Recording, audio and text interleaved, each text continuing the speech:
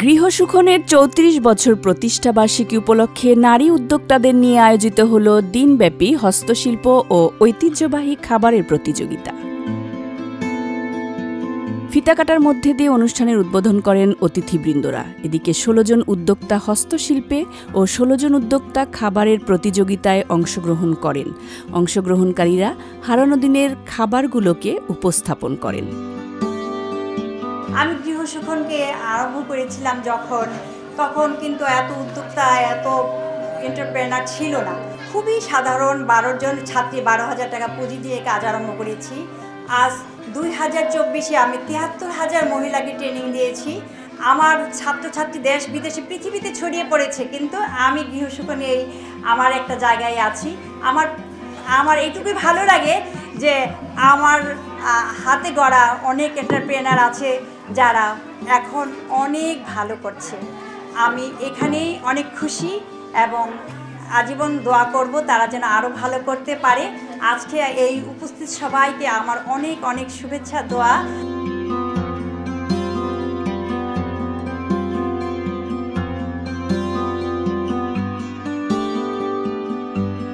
বাংলাদেশে যখন কোনো নারী উদ্যোক্তাদের সমিতি ছিল না, কোনো অ্যাসোসিয়েশন ছিল না, তখন এই নারী উদ্যোক্তাদেরকে খুঁজে বের করতে হয়েছিল আমাদেরকে। বিভিন্ন জায়গায় গিয়ে কারোর গ্যারেজে হয়তো সে করছে, ঘরে বসে করছে। বুঝতে পারেন ৯৩-তে নারী উদ্যোক্তাদের এভাবে আসেনি। তাদেরকে আমাদেরকে খুঁজে বের করে এনে এবং কিছু আমরা বললাম যে উদ্যোক্তা হতে চান, এরকম আসেন। ২ দিন ব্যাপী সেমিনারের পরের আমাদের সৃষ্টি হলো প্রথম নারী উদ্যোক্তা সমিতি, উইমেন এন্টারপ্রেনার্স অ্যাসোসিয়েশন। তারপরে আমাদের যে সমিতির যে সদস্যরা তারাই কিন্তু আমাদের কাছ থেকে গিয়ে BIWCCI হয়েছে, তারপরে আপনার ওয়েভ হয়েছে, ওয়েন্ড হয়েছে, WEO হয়েছে, অনেক অর্গানাইজেশন হয়েছে। এই যে এখানে যে সুন্দর সুন্দর প্রোডাক্ট দেখলাম, আমরা যদি এই ঠিকানাগুলো যদি আমরা জানি, নিশ্চয়ই রিমা আপার পেজে আমরা পেয়ে যাব। তো সেখান থেকে আমরা বিভিন্ন ক্ষেত্রে কিন্তু আমরা প্রচার করতে পারি। আর আমাদের সাথে একটা কন্ট্যাক্ট যদি হয়, যেমন আমাদের কিন্তু বিভিন্ন মিটিং সবসময় চলতেই থাকে, মহিলা বিষয় উদ্যোক্তাদের সেমিনার মিটিং। এখানে আমরা এই ধরনের যারা প্রোডাক্ট ঢাকার মধ্যে যারা তৈরি করছেন সেখানেও কিন্তু আমরা অর্ডার দিতে পারি। ১৭-১৮ বছর আগে গৃহসুখনের এই কাজগুলোকে গণমাধ্যমের কাছে, মানুষের কাছে তুলে ধরবার সুযোগ হয়েছিল। তখন আমি দেখেছি একজন রিমা জুলফিকার হয়ে ওঠা কতটা কঠিন, একজন রিমা জুলফিকার হয়ে ওঠা কতটা নিরলস শ্রম এবং সাধনার ব্যাপার। সেইটা আমরা আসলে গণমাধ্যমে তুলে ধরেছিলাম। নারী এবং পুরুষ দুজনেই সমান, প্রত্যেকের মতো করে এগিয়ে যাবে। কেউ কারো এগিয়ে যাওয়াতে বাধা না হলেই হলো, সেটা সবচেয়ে জরুরি, সেটা সবচেয়ে গুরুত্বপূর্ণ। সেক্ষেত্রে নারী যেমন পুরুষের সহায়ক, তেমনি পুরুষও নারীর সহায়ক হিসেবে একে অন্যকে আগামী দিনের এগিয়ে যাবার যে স্বপ্ন, সেখানে নারী এবং পুরুষ যৌথভাবে ভূমিকা রাখবে।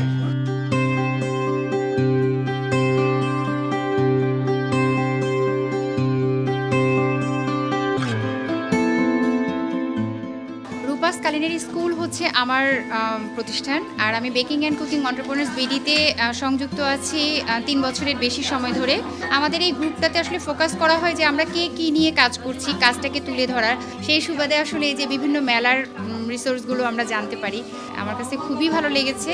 একেবারে শুরুতে যেভাবে করে ওয়েলকাম করলো, দেন আমাদেরকে সার্টিফিকেট দেওয়া বা হচ্ছে ক্রেস্ট দেওয়া বা আদার্স আমাদের ফুড টেস্ট করে যে রিভিউগুলো দেওয়া, এই যেই মানে প্রসেসটা, এটা আসলে খুবই ভালো লেগেছে, অনেক ভালো লেগেছে। কারণ নিজেকে বেটার করা আবার নিজের কোন জায়গাটা পারফেক্ট ওটা জানতে পারা, দুটাই খুব ভালো লেগেছে।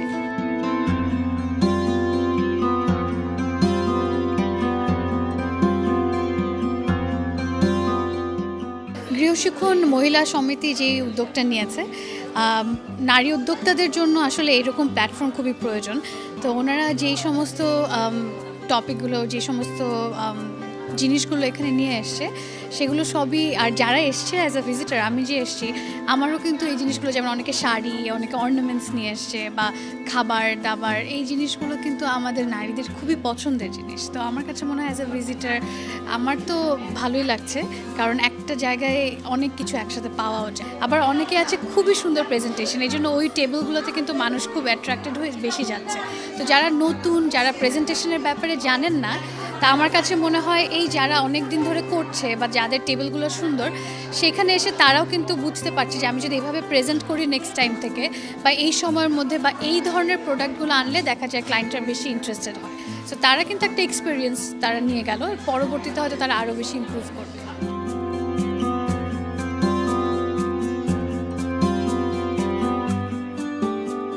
আমি এই অর্গানাইজেশনে গত 2 বছর ধরে আছি, but world association of master chef এটা একটা বাইরের অর্গানাইজেশন, অস্ট্রেলিয়ান অর্গানাইজেশন, যেটা 1950 সাল থেকে রানিং। বাংলাদেশে বেশ কয়েক বছর ধরেই এটা চলছে এবং ওয়ামেক সবসময় ডিফারেন্ট কোনো প্রোগ্রাম নিয়ে হাজির হয়। যেমন আজকে আমরা গৃহশিক্ষণের আন্ডারে এই স্টলটা নিয়েছি, ওয়ামেক কিন্তু স্পন্সর করেছে। তো ওয়ামেক থেকে আমি ওয়ামেকের বাংলাদেশ চ্যাপ্টারের একজন এক্সিকিউটিভ মেম্বার এবং মডারেটর।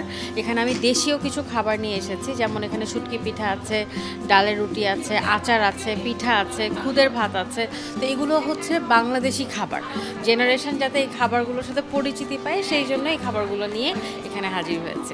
5 ঘন্টা হয়েছে মোটামুটি এখানে এসেছি, সবগুলোই সোল্ড আউট।